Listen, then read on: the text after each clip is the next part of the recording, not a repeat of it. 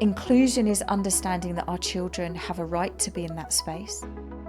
Inclusion is understanding that our children have a right to an identity, and their neurotype is part of their identity.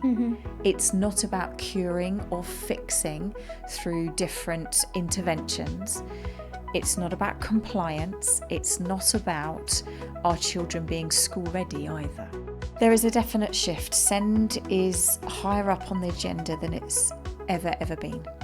It really, really is. And with the new cards and the new inspections that are coming out, obviously we don't know the full details at the moment, but inclusion is going to be on the agenda. You know, people say to me, Cheryl, what you're saying is that, you know, our children can do what they want, when they want, how they want, and that's not life. If our children are hurting themselves, hurting other people, damaging property, then we need to support them to find a different way of using that material or to try and regulate.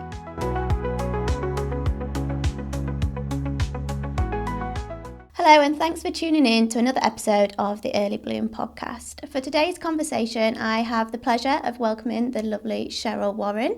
Cheryl is an award-winning trainer and consultant specialising in neurodiversity. You may also know her as the owner of Aperion Training and more recently, the author of her book, Neurodiversity in the Early Years. Cheryl, welcome to the podcast. Thank you very much for having me. It's a real pleasure to be here. Thank you. So let's start with getting to know you a little bit more and your journey and what got you to where you are today as a early years trainer and consultant. A long 30-year history. Wow. I started, early years childcare was all I ever wanted to do. Yeah. I wanted to be a nanny. Okay. And so the only opportunity, the only sort of available course for me at the time was the NNEB at my local college. So I worked very, very hard to get the GCSEs that I needed and study for the interview process. It was a big, big process to get into the course. It was a 2-year full-time childcare and education course. That was the only training available if you wanted to get into childcare in early years. So that's what I did, and I finished that course and I became a nanny, and I thought, perfect, I've made it at 18. I've done what I wanted to do. Loved it, and then quickly realised that actually I wanted to do that little bit more. So I continued my studies whilst I was still nannying and moved to working within family centres. So I went from working with very affluent families as a nanny to working with very vulnerable families, children who had been abused, children who'd been neglected, children within the care system, and my first real experience of children with quite complex needs within the family centre situation. And then, without going through my entire CV, I've worked for local authority as a development officer. I've worked as a lecturer within a college, assessor, trainer. I've been a quality inspector for the National Day Nursery Association. I've been a quality and improvement officer within a local nursery group, Senko, lead Senko. Lots and lots of various different things. But what brought me to where I am now really is that kind of professional journey and the experiences that I had within that, but also very much my personal journey. And those that would have heard me speak before would have heard me talk about my boys. Both my boys are neurodivergent. I have a 17 and a 10-year-old. When my eldest got to 5, I kind of said, help me, I don't know what to do now. I've only ever worked in early years, but I've managed to keep him alive until 17 and he's doing all right. So I've done something right. It quickly became apparent that my eldest son was following a very different developmental pathway. And I recognised some autistic differences when he was quite young because of my experience. And lo and behold, William was diagnosed autistic through our local CAMS service when he was 6 years old, alongside sensory processing differences as well.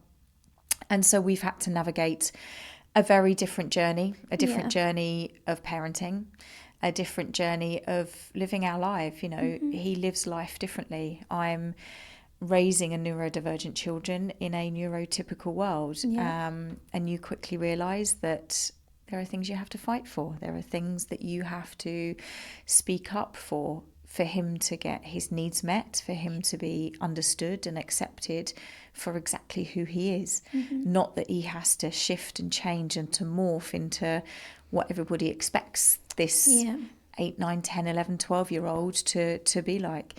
So I've been on a very personal learning journey through him, as well as then learning how to advocate, learning the system, and learning how to get the support that he needs to be able to flourish and to be able to thrive. And then it was during lockdown that my husband and I figured that my youngest was dyslexic. Right. Because obviously, I mean, he was 5, 6. So you were doing like some bits at home. So homeschooling, the wonders of homeschooling back over lockdown, still emotionally traumatized by that, I think. Many are. But yeah, I mean, my husband works in the sector as well. So between us, we had 70 years worth of kind of early years education between us. He was pretty much getting one-to-one support. And learning in a very, very different way. We had very hands-on, very outdoors learning. We didn't look at a worksheet. We didn't look at a screen. We didn't do online learning. It was very much kind of led by play. But we quickly realised that he wasn't able to retain some of the information that we were talking to him about with regards to kind of early maths and early literacy. And things were taking a while to kind of sink in for him. And obviously we were trying to get, kind of some writing and some reading going on, but it just wasn't sinking in for him. So we went back when the world opened up again and he went back to school. I started to have those conversations and they said, oh, well, now he's back at school, let's have a look. So they didn't notice anything before? They didn't notice anything before, but it was very much, oh, now he's back at school now. So, and you're kind of thinking, well, he's had one-to-one with all of this experience this whole time. Now he's going into a class of 30 with one teacher. But then again, it was that realization through school that, yes, there were some challenges for him. So we got him assessed and, dyslexic. So I've got one son who kind of not enjoyed school, but thrived on the structure and the routine that school gave him. Is that what your eldest did? It's my eldest, yes. But he went through school with very few friends and emotional connections. Didn't like playtime. He preferred to be in the classroom with the teachers at lunchtime, doing jobs and things. So school was a struggle if things changed or in terms of the emotional kind of support and connections. Whereas my youngest has those amazing connections. He is the centre of his friendship group and he adores friends, meets friends, gets invited to all the parties, loves the football and all of those things. But his narrative and his dialogue is that school's a prison. School is, he describes school as child abuse because you're locked up and can't do what you want to do. He struggles to go into school every morning and find school a real chore because the push and the emphasis is on the reading and the writing and the maths and the literacy. Doesn't come natural. Which is not where he shines. He shines in the PE and the project work and the DT, but those subjects seem to be forgotten if we've got to do extra maths or we've got to do extra reading and if there's a supply teacher, that's always a real struggle for him because there's somebody that he doesn't trust, isn't there to help him. So both have their challenges, but very, very different challenges. And again, still having to fight for the support for my youngest as well. So, life's fun. Busy, a lot of advocating. There's always a bottle of gin in the fridge. There's lots going on. But would I have it any other way? Not for anything. My children are who they are. My children are amazing individuals. They've shown me a different pathway, and actually, I've learnt so much from them. And because of my parenting journey, that in essence is what I share. So Yeah. I very much share my professional journey and my professional experiences. And that's when I'm delivering training or I'm in the settings and we're looking at strategies and support for our children. A lot of that comes from my experiences as mum and seeing my children in those spaces. And you can see it from the parent's point of view. Absolutely. And then feed that to the setting and thinking like, I'm telling you all this information, but see it from the parent point of view as well, instead of just the practice point of view. Absolutely. Yeah. I often talk about providing these safe spaces for our children, our safe spaces for our children to thrive, but we also have to provide those safe spaces for our families, because the outside world can be quite a cruel place sometimes, sometimes even from family members of the public that are quick to judge and criticise your parenting because they don't understand what has impacted your child in that moment. Yes. And I often hear the phrase, we can't support the child because the parents are in denial, or, the parents aren't ready to talk about it. So it really is supporting the practitioners, the educators, to understand that parenting journey too, 100%. because it's not an easy one to navigate. Yeah. And I've heard you speak few times now, and you are, and we've just heard it there, an advocate for inclusive practice, more specifically as well neuro inclusion. But starting then with inclusive practice, what does inclusive practice actually look like in an early years setting? It's understanding that word inclusion means in the space with our children, the opposite being exclusion. And people think exclusion, they can't come in here anymore, like a school exclusion, but also exclusion in terms of things happening with our children outside of the classroom, outside of the room. Things are being done differently. The best inclusive spaces are where we have those spaces where all of our children can thrive in the same space. So if we think about children who might require just that little bit of space, that little bit of safety, that little kind of nook, that little nest space to decompress, to reset, to regulate, it's not about having a separate sensory room where they have to ask for an adult to take them to it. And it doesn't have to be this, we can't provide an inclusive environment because we haven't got the funds or the space for a sensory room. Just a quiet little cosy corner, a little nook is all it needs to be. And that understanding of why a child might need to use that space, I call them a place of escape. And it's also about things like understanding why our children are doing what they're doing. And inclusion, true inclusive practice, only happens when everybody is on the same page. So this has to be something that's not a bolt-on, it's not an add-on, it's what you are doing. That inclusion is at the heart of your vision, of your mission, of your pedagogy. So it's seeing our children as different, but different is okay. And understanding that those differences come with, yes, many challenges, but also many wondrous things. Inclusion is understanding that our children have a right to be in that space.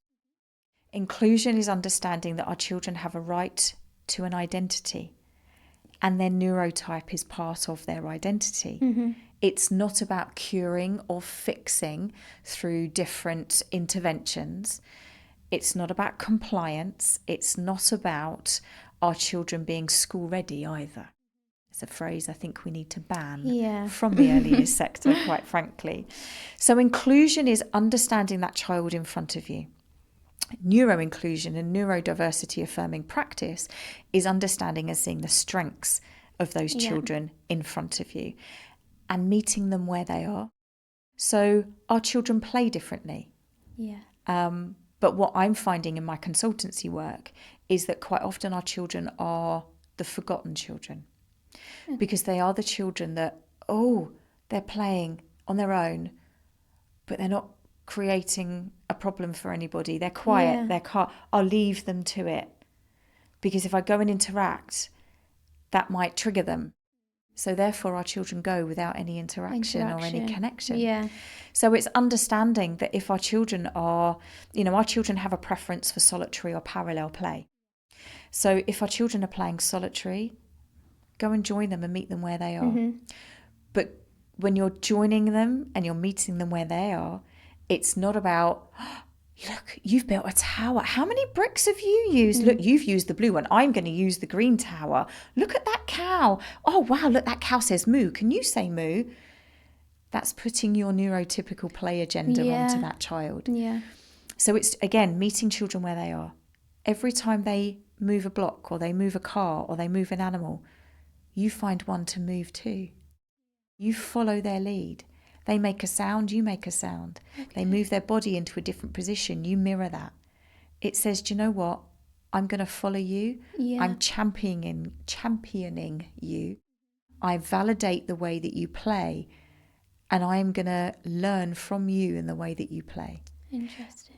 And when it happens, when I go into settings and I'm observing in the room and I go and join a practitioner who's with a child, and again, because we're taught, aren't we, to commentate and try to include an element of learning and extension and all of those things. But sometimes it's about unlearning some of that stuff for our neurodivergent children. And when that's all you've been taught, really. Absolutely. Until things change in the courses that we do to get the qualifications, that's what you're going to think how to do it. So it's we don't know what we don't know, right? Yeah. And you know, when I go into settings, it's not a kind of you're doing this wrong. That's not how you should do it. It's about, have you tried this way? Change your approach a little bit. Change your approach. Change the way that you engage with the child. And I will go in, you know, you'll find me in trainers and jeans and on the floor, lying down, rolling around, modelling that to the practitioners. And it does become that, oh my goodness, we've never seen the child do that. Or we've never seen that element of connection or eye contact with an adult before. And it's because I've said, I'm affirming who you are. I am affirming your identity. I'm acknowledging who you are, how you communicate, and how you play.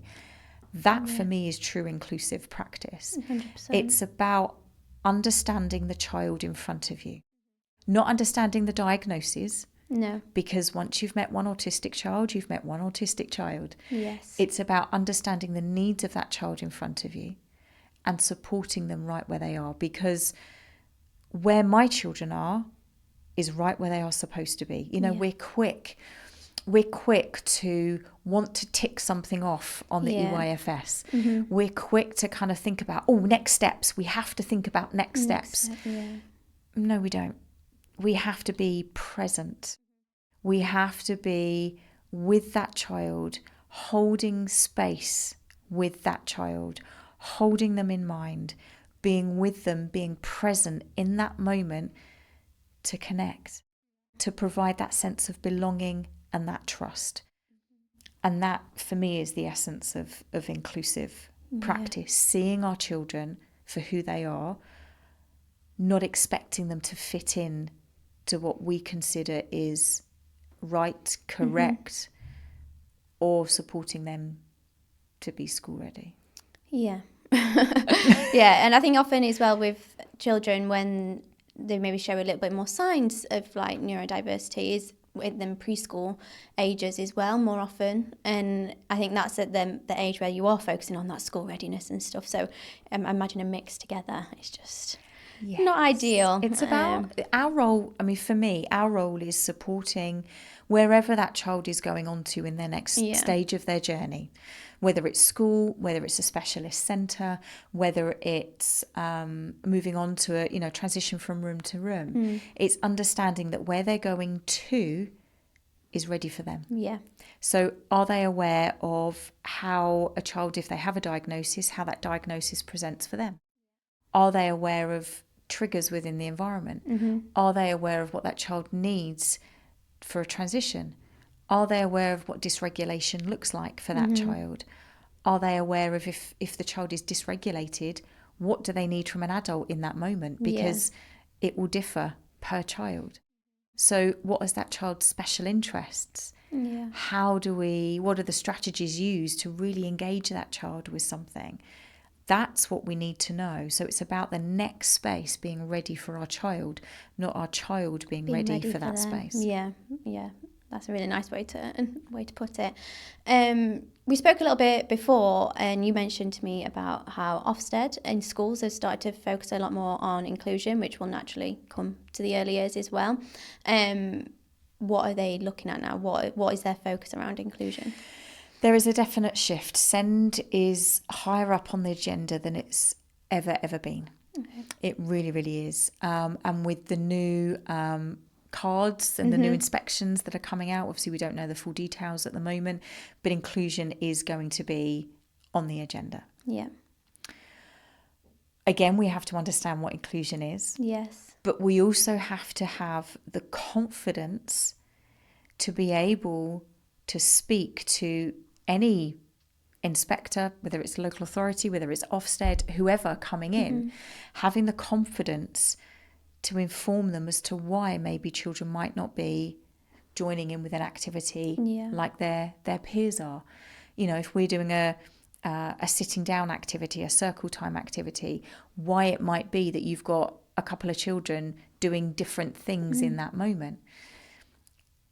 It's having the confidence to be able to share that inclusion is very, very different from compliance. Children complying is not inclusion.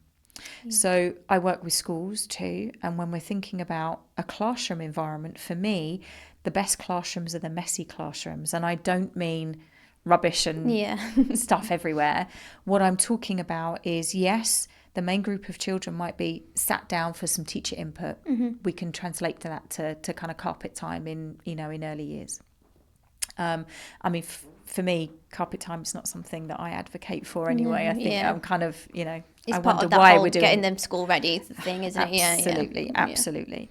So if we're doing any kind of teacher input, for me, inclusion would look like one child sat at the back of the carpet, bouncing up and down on a yoga ball or a gym ball. Another child maybe sat on a chair with a resistance band around the front legs. So they're pushing their ankles, getting some proprioceptive feedback, which is enabling them to regulate so they can take on board the instructions and the information from the teacher in front of them. You might have a child, again, that is sat in that place of escape. They might have had that really tricky morning and they just need a moment with some ear defenders, maybe some lights, maybe some fidgets, just taking a moment to decompress.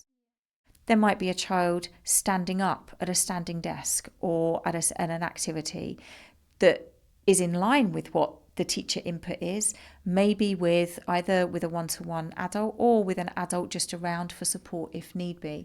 So they are learning their way in their own time, the way that works for them. Again, standing up, supporting that element of regulation.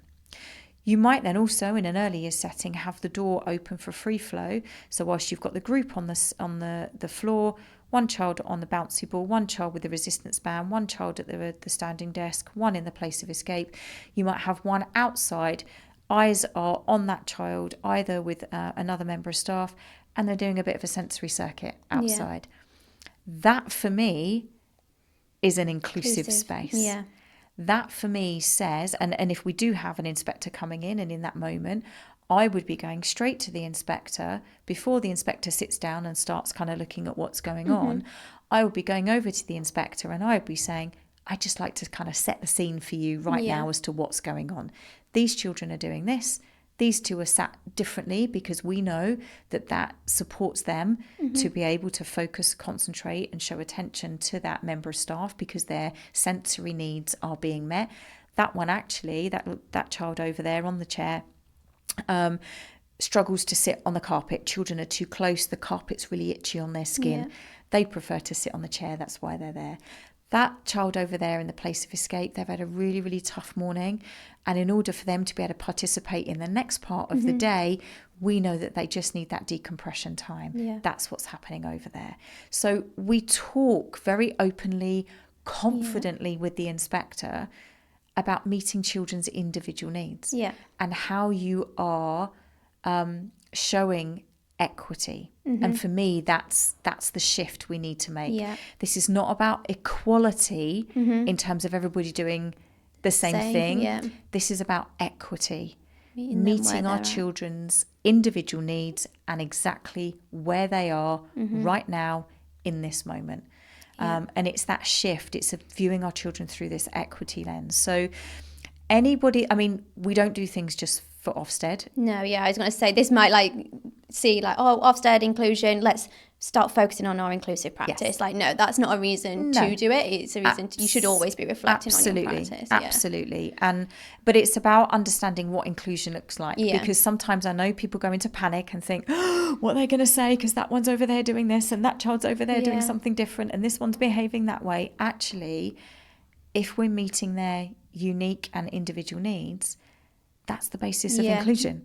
And it's having the confidence to explain that. And that's what also Ofsted, I always like come back, people get scared about Ofsted, but I always remember, like, when I was in settings, if you show Ofsted that you know your children, you know your practice, you know your setting, you know your approach, and you're able to tell them that, tick, tick, tick. Absolutely. And that is, in essence, you should have every practitioner in that room being able to do what you just did and say, that child's sat like that because of this.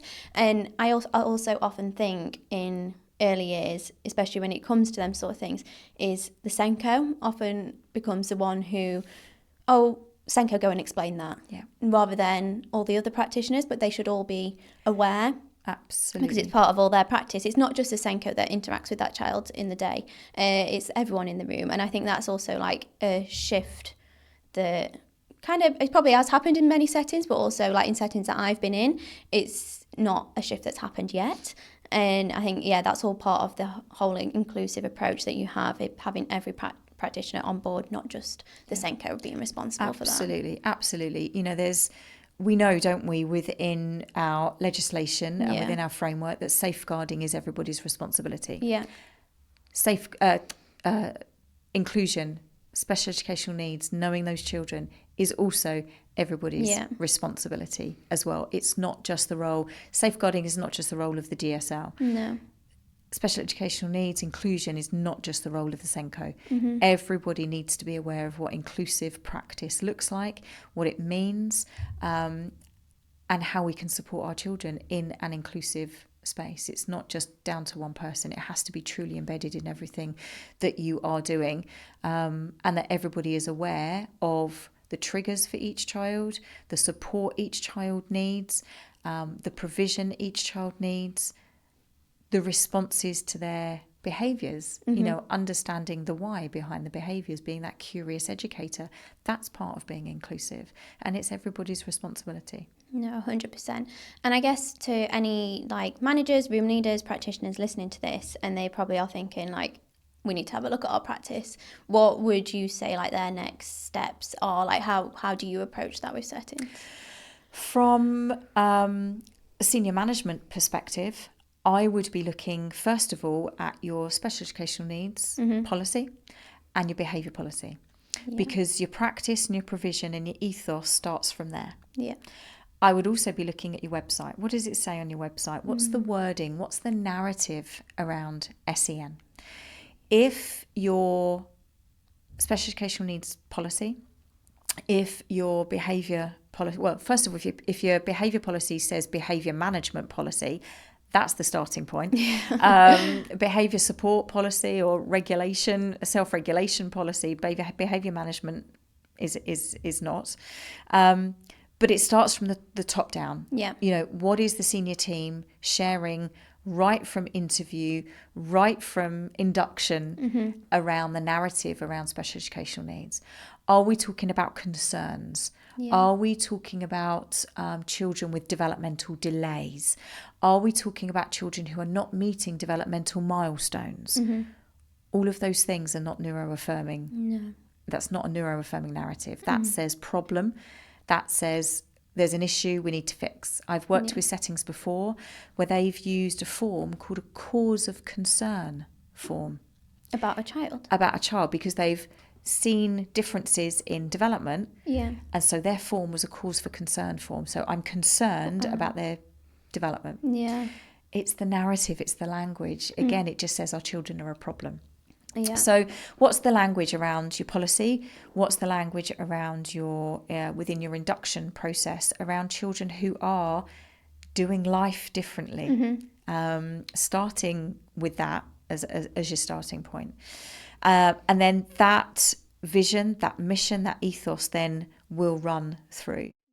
If you are a member of staff that does your show rounds with parents, again, what's your narrative on that show round? I knew my eldest son was autistic when he was about 2.5. Okay.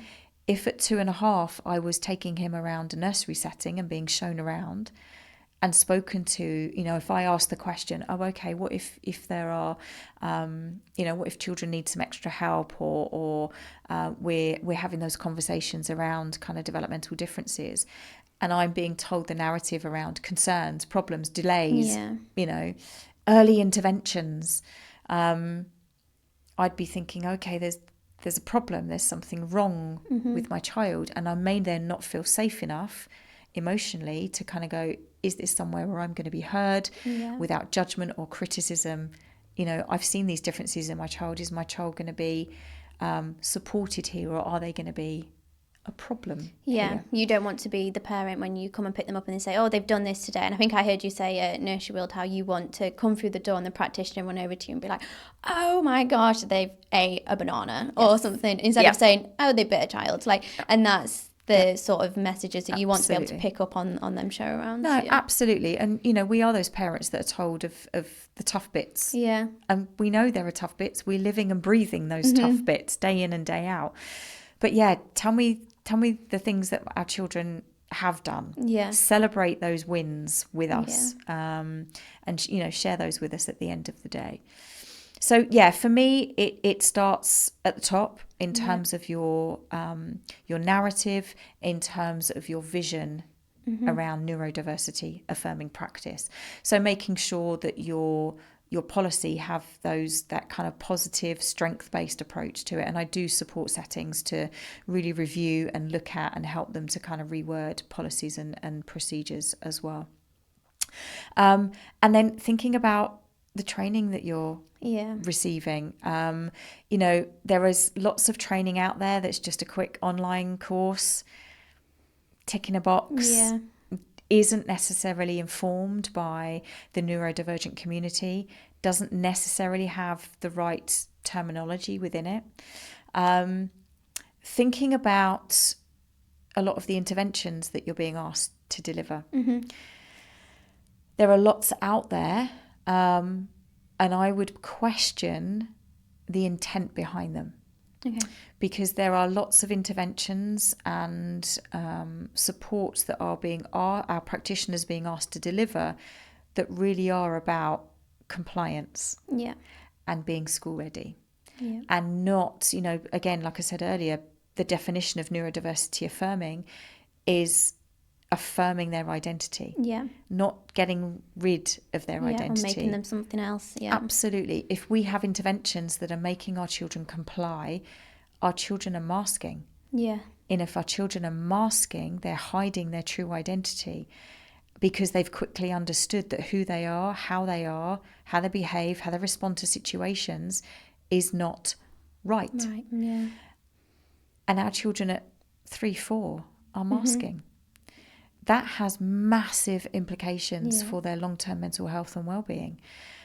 We need to acknowledge our children are different and that different is okay. So really questioning the things that you're being asked to do. And I hear it a lot, well, this professional has told us that we need to do this.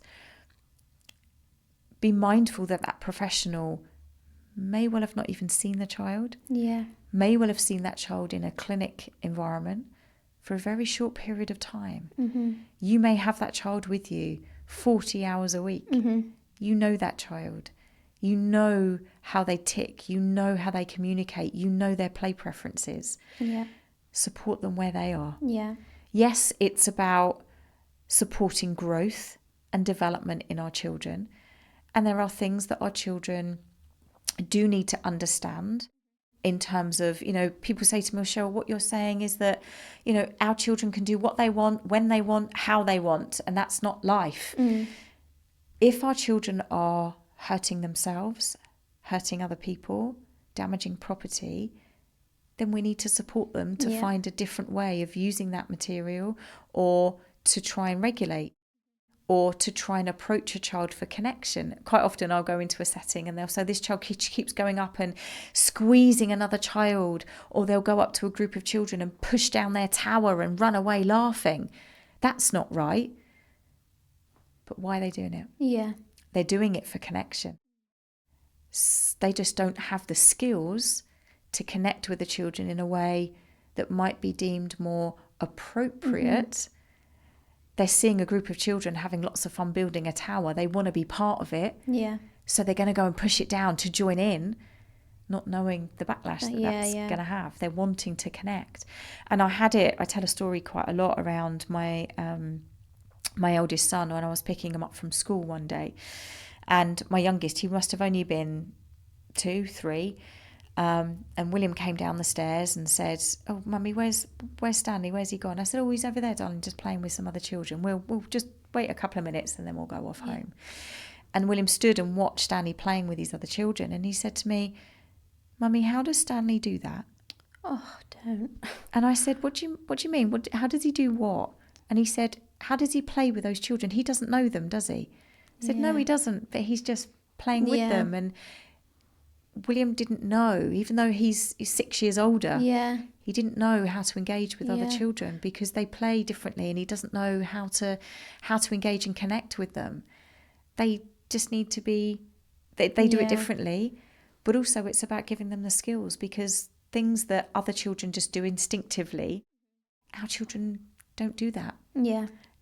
On the one hand, that's okay, they do it differently, but they might want to learn how to engage with other children. So that's where we come in to support and that was kind them. of like a little note to you, oh, I'm interested in that, but how can you do it in a way that that suits him? Absolutely. So it's listening and understanding to our and understanding our children. Yeah, 100%. That's the key message. Yeah, key message. Focus on what they can do, understand them. Don't make them fit into anything. Yeah. The great Brené Brown, I don't know if you've read any of her stuff or listened to any of her podcasts. I'm a bit of a fangirl of Brené Brown. She talks about the opposite of belonging is fitting in. And if we're fitting in, there's the possibility that we're going to be found out for being somebody we're not. We don't want our children to fit in and mask. We want our children to be able to be their true, authentic self in a space where they feel they can truly belong. Yeah. Two very similar sort of words, but then when you put it in that sense, very different meanings. Yeah, absolutely. 100%. I think that wraps it up very nicely, but I do like to end the podcast by asking all our guests to finish the sentence. To me, working in the early years is? Impact. I think, we have this sense, don't we, that we're just kind of looking after our children before they go off to school. School's where it really happens. That's the kind of narrative we're given. We're brain builders. We have massive, what we do now with our children in their early years matters. Yeah. And we can have massive impact, positively or negatively. And if we choose the positive impact, it will last a lifetime. Yeah. That's why I'm still in this sector 30 years on. That's why I still adore it, because it's where we have impact, not only on our children, but for our families too. So early years means impact for me. I love that. If only everyone knew that. We can try. Yeah, we can try and spread the word. Yeah, absolutely. Perfect. Well, thank you very much, Cheryl. Thank you for having me. It's been great.